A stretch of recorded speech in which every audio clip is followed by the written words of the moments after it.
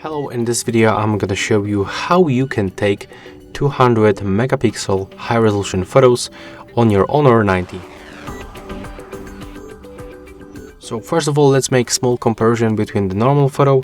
So let's use this photo mode. Let's focus on this button, take the photo, and right now if you want to take the high resolution photos, you have to just switch for the smart modes and select the high resolution mode. There we go.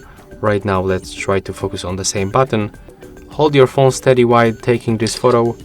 It was taken right now, so let's take a look for the comparison.